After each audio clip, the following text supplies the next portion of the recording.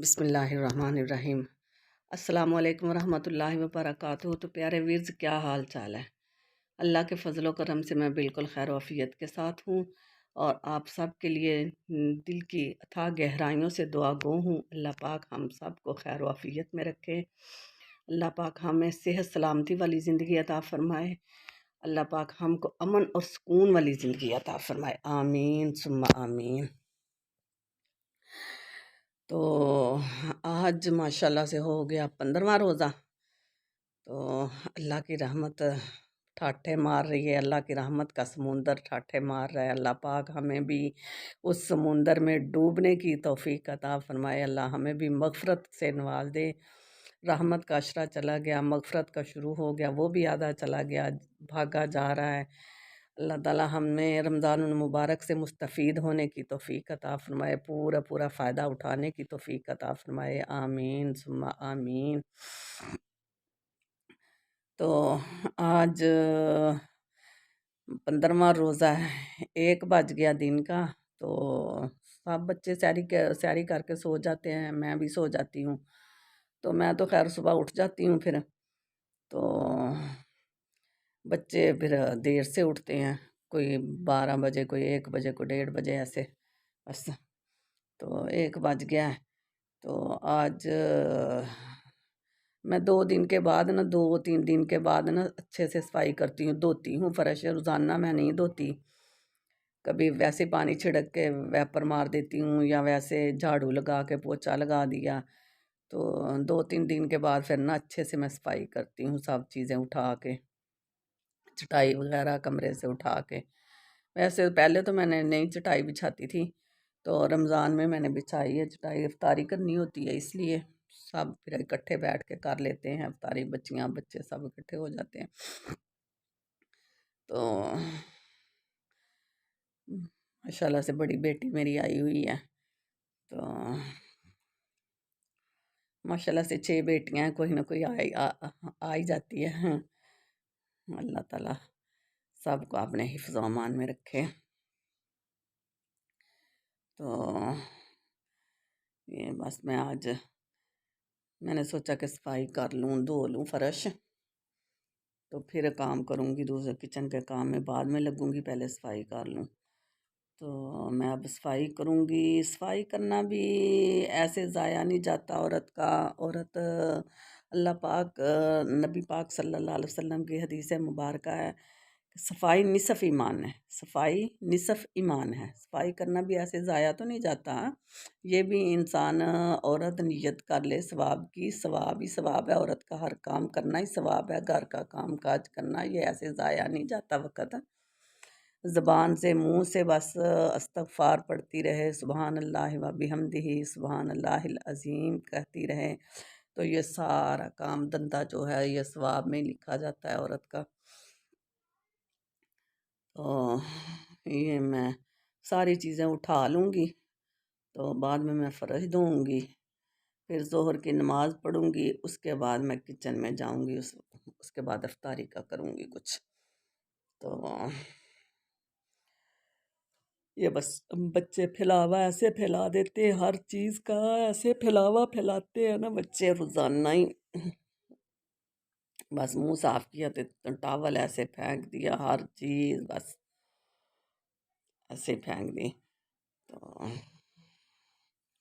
میں جھاڑ پونچھ کر لوں گی، اور صفائی اچھے سے، تو خیر اب رمضان سے پہلے میں نے جالے وغیرہ ہر چیز کر لی تھی صفائی، اب عید سے پہلے کروں گی۔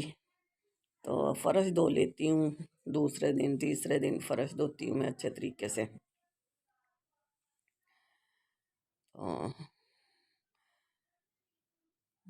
باقی ماشاءاللہ سے آج 15واں روزہ ہو گیا ہے، بدھ والے دن 27ویں ہے، اگلے بدھ کو 27ویں ہو جائے گی، اللہ خیر کرے۔ تو جمعرات کو اعتکاف بیٹھیں گے، اعتکاف والے، اللہ پاک سب کو نصیب کرے، اور مسلمان کا رمضان المبارک کی برکات گھڑیاں اللہ پاک ہر مسلمان کو لوٹنے کی رحمتیں لوٹنے کی توفیق عطا فرمائے، اور اللہ ہمارے روزوں کو قبول فرما لے۔ اللہ پاک ہمیں اپنی رضا کے مطابق روزے رکھنے کی، نمازیں پڑھنے کی، تراویح ادا کرنے کی، قرآن پاک کی تلاوت کرنے کی، جیسے اللہ کی رضا ہے۔ اللہ کی رضا کے لیے سب کچھ کیا جائے، دکھلاوا نہیں۔ یہ خیر روزہ تو ہوتا ہی نہیں ہے دکھلاوا، روزہ تو یہ ہے کہ اللہ پاک نے فرمایا ہے کہ روزے کا اجر میرے لیے رکھا جاتا ہے، اور میں ہی اس کا اجر دینے والا ہوں، اس کا اجر بھی میں خود ہی دوں گا۔ کہ ظاہری بات ہے کہ روزہ اللہ کے لیے رکھا جاتا ہے، روزے میں کسی کو شریک کیسے کرنا ہے کہ انسان نہا رہا ہے تو ادھر بھی پانی ہے، ویسے بھی انسان کے ساتھ ہر وقت تو کوئی لگا نہیں رہتا، تو ایسے موقع کئی دفعہ آتے ہیں کہ انسان اکیلا ہوتا ہے۔ اگر اللہ کا ڈر نہ ہو تو بس یہ تو اللہ کے ڈر سے ہی رکھا جاتا ہے روزہ تو ہے ہی صرف اللہ کے لیے ہے۔ تو اللہ پاک فرماتے ہیں کہ اس کا اجر بھی میں خود ہی دوں گا، دوسرے کاموں کے، دوسری نیکیوں کے اجر فرشتے دیں گے، فرشتوں سے کہیں گے اللہ پاک یہ نیکی کا یہ اجر ہے، یہ نیکی کا یہ اجر ہے۔ تو جب روزے کی باری آئے گی تو اللہ پاک فرمائیں گے کہ اس کا اجر میں خود دوں گا، آپ پیچھے ہو جاؤ، فرشتوں پیچھے ہو جاؤ، یہ میرے بندے نے میرے لیے رکھا ہے، اس کا اجر بھی میں خود ہی دوں گا۔ تو پھر وہ باب الریان ہوگا، ایک دروازہ جنت کا جس میں داخل ہوں گے روزے دار۔ اللہ اللہ اللہ پاک ہم سب کو توفیق دے اللہ کی رضا کے لیے روزہ رکھنے کی، اس کی رضا کے مطابق ہم پورا کریں روزہ۔ روزہ رکھ کے اگر چگلیاں کی، غیبتیں کی، ایسی باتیں کی تو اس روزے کا فائدہ کوئی نہیں ہے۔ اللہ پاک ہم کو بچائے رکھے، اللہ پاک ایسی باتوں سے بس روزہ رکھ کے پھر نہ یہ صرف روزہ کھانے پینے کا ہی نہیں روزہ ہوتا، روزہ آنکھ کا، ہاتھ کا، کان کا، پاؤں کا، ہر چیز کا روزہ ہے۔ روزہ دار کو یہ محسوس ہونا چاہیے کہ میں نے روزہ رکھا ہوا ہے، زبان کا روزہ ہے، اس زبان سے اب میں نے کوئی ایسی ویسی بات نہیں نکالنی جو کسی کا دل دکھے یا کسی کی زیادتی یا چگلی ہو جائے۔ یہ بات سے پرہیز مسلمان کو کرنا چاہیے، بہت سارا پرہیز کرنا چاہیے، ایسی غلاظت والی باتیں نہیں دیکھنی نہیں چاہیے۔ مثلاً آج کل جو فلمیں، ڈرامے ایسے بس ان سے پرہیز کریں۔ روزہ رہ کے آنکھوں کا بھی روزہ ہوتا ہے، کانوں سے کسی کی چگلی، کسی کی غیبت نہ سنیں، اگر کوئی کرنا بھی چاہے تو اس سے کہہ دو کہ میرا روزہ ہے بھائی، میں روزے دار ہوں۔ تو کانوں سے بھی نہیں ایسی باتیں سننی چاہیے، زبان سے ایسی، منہ سے ایسی بات نکالنی نہیں چاہیے۔ تو اس طرح بس اللہ تعالی ہمیں اپنی رضا کے لیے قبول فرما لیں، اپنی رضا کے مطابق ہمیں ساری زندگی گزارنے کی توفیق اللہ پاک دے اپنی رحمت کے ساتھ۔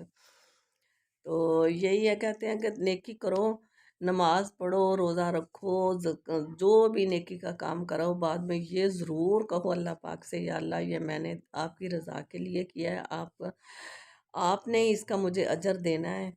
تو اللہ آپ کا شکریہ، اللہ جی کا شکریہ ادا کرو کہ اللہ جی آپ کا شکریہ کہ آپ نے مجھے توفیق دی یہ نیکی کا کام کرنے کی۔ انسان خود سے کچھ نہیں کر سکتا، کچھ بھی نہیں کر سکتا، یہ اللہ کی توفیق سے ہی سب کچھ ہوتا ہے۔ تو اللہ کا شکریہ ادا کرنا چاہیے، جب نماز پڑھ کے انسان ہٹے تو یہ بات ضرور کہے، یہ بات ضرور کہے کہ یا اللہ جی آپ کا شکریہ، آپ نے مجھے توفیق دی، میں آپ کے آگے جھکنا بھی کوئی اپنی طرف سے نہیں ہے، کچھ بھی انسان تو ایک اپنی انگلی بھی نہیں ہلا سکتا اپنی مرضی سے جب تک اللہ تعالیٰ کا حکم نہ ہو۔ تو اللہ کا شکریہ ادا کرنا چاہیے، یا اللہ آپ کا شکریہ، آپ نے مجھے توفیق دی۔ اور اس کے بعد یہ ضرور کہنا چاہیے کہ یا اللہ آپ نے توفیق دی، آپ کا شکریہ، اور میں اس کا حق ادا نہیں کر سکی، یا اللہ میں اس کا حق ادا نہیں کر سکی، آپ نے مجھے توفیق تو دی لیکن پھر بھی میں عبادت کا صحیح حق نہیں ادا کر سکی۔ تو میری لغزشوں پر، میری کمیوں کوتاہیوں پر آپ میری توبہ قبول فرما لیجئے۔ تو کہتے ہیں یہ اس طرح جب انسان مومن بندہ کہتا ہے تو شیطان کی کمر ٹوٹ جاتی ہے اس وقت، جب انسان مومن بندہ یہ بات کہتا ہے تو شیطان کی کمر ٹوٹ جاتی ہے۔ تو اللہ تعالیٰ ہمیں شیطان کو ہرانے والا ہی بنائے، ہم شیطان کو ہراتے ہی رہیں مرتے دم تک۔ تو کیونکہ باقی اب میری کمپلیٹ ہو گیا ہے میرا کام، تو میری آپ سے درخواست ہے